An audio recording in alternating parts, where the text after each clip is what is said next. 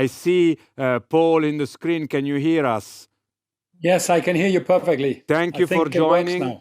Thank you for joining. Well, most of you have read Paul's biography online. He doesn't really need my introduction. He's been 10 years CEO of Unilever, and he's now supporting businesses and leaders to be net positive. So I want to hear from him, from his direct word, what he wants to tell us. Thank you very much.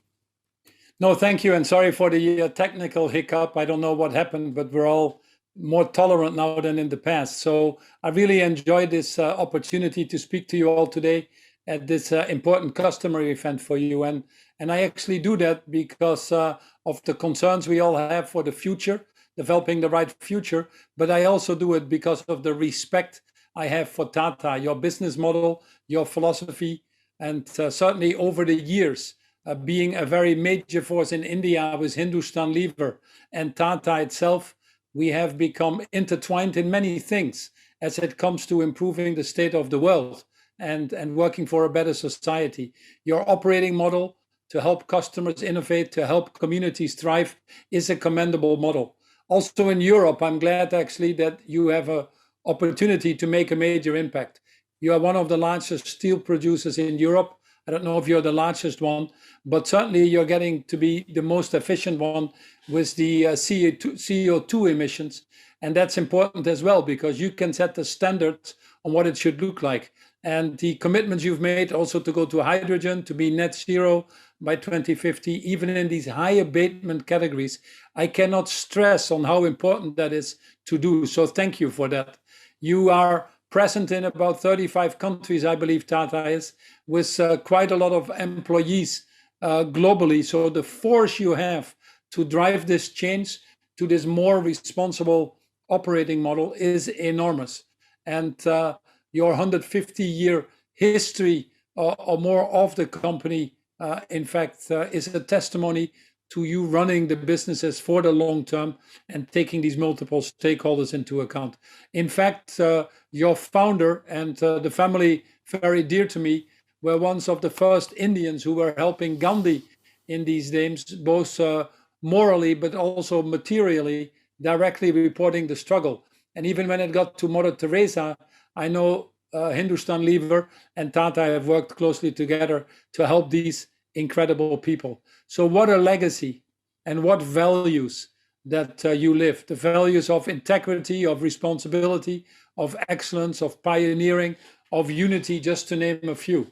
And then your commitments you've made, as I talked about, to decarbonize, I think is important as well.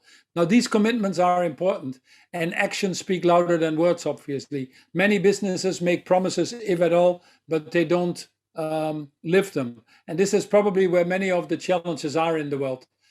Companies that do less harm, but which actually do more good is what we are needing, and leaving the world in a better place. This book that I talk about, which is called Net Positive, How Courageous Companies Thrive by Giving More Than They Take, has a very simple premise. The premise is that World Overshoot Day was July 29th this year, which is the day that we use up more resources than the world can replenish.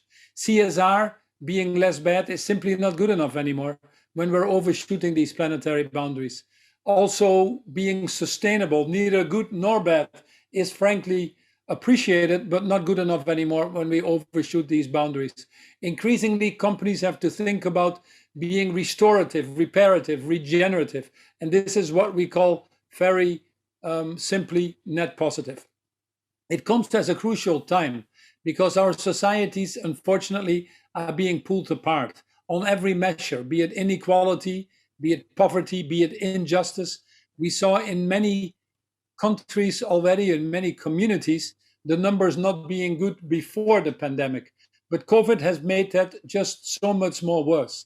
We reckon that on the Sustainable Development Goals, these famous 17 goals to irreversibly eradicate poverty and do that in a more sustainable and equitable way, we probably have lost about 10 to 15 years.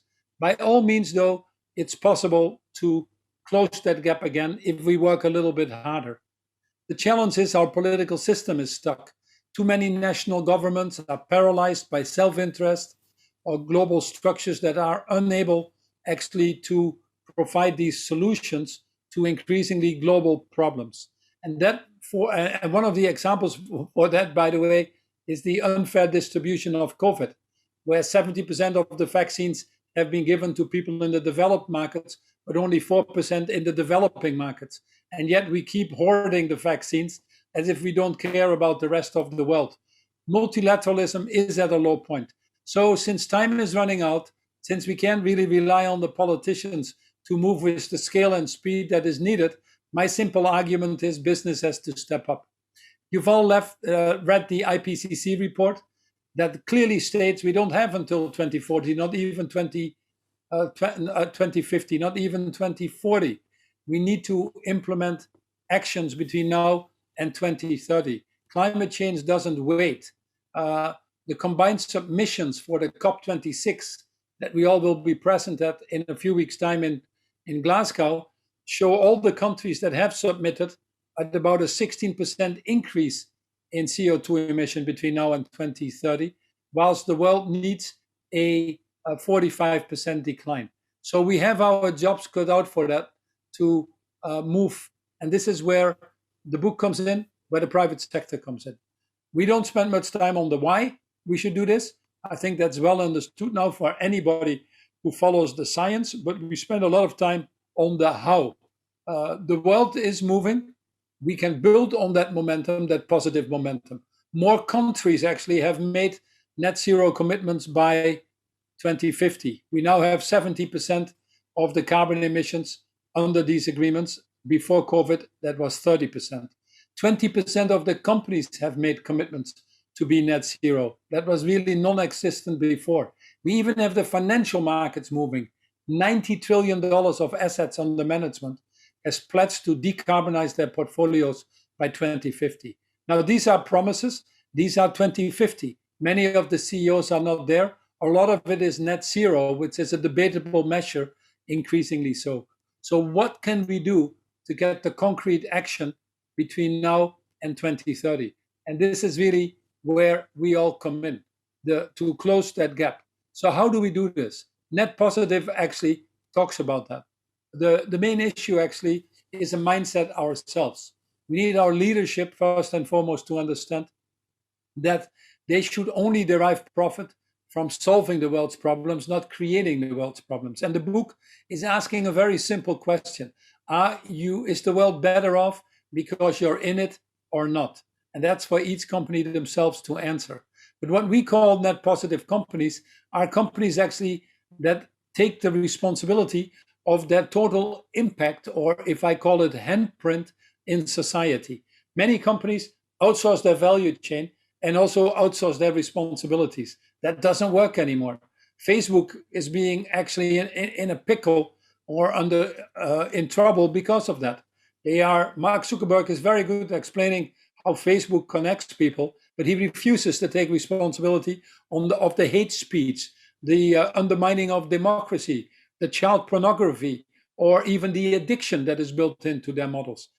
Net positive companies take responsibility of that total impact, all consequences, intended or not. They also run a long-term business model for optimizing the return on all of the stakeholders. If you want to be around long-term, it automatically brings you to sustainability. It automatically brings you to optimizing the returns for all stakeholders. Yes.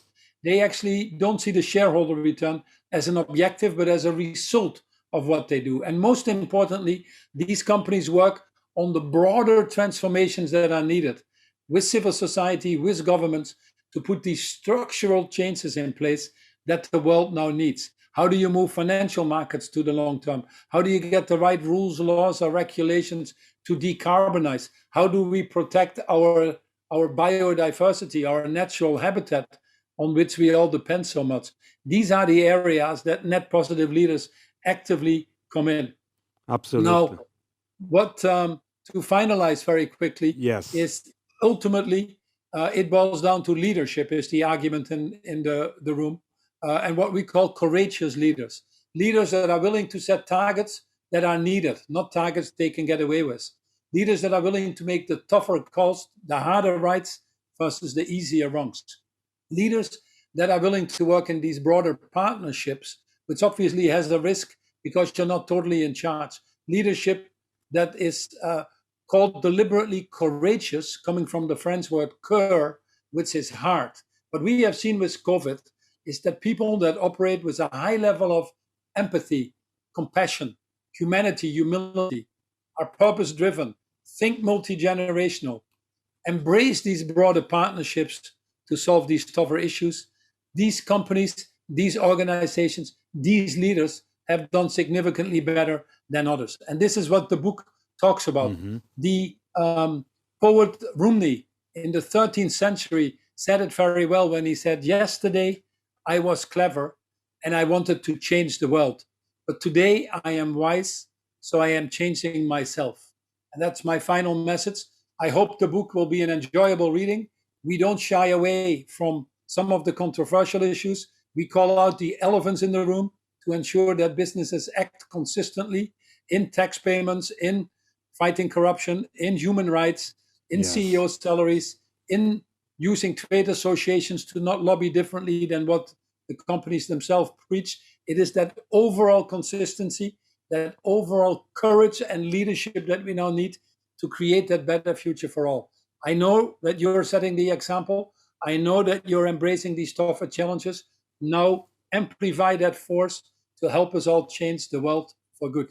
Thanks for the opportunity. Thank you very much. It was very interesting, and also we now need to move to the second session. But the important thing is that Paul will be with us also in the second session. So for all of you looking online, you can choose now which of the three sessions to listen to: technology, digitalization, and sustainability. Paul, of course, will be in one of the sessions. So I leave the floors to the next session, and we gather all together after those. Thank you very much.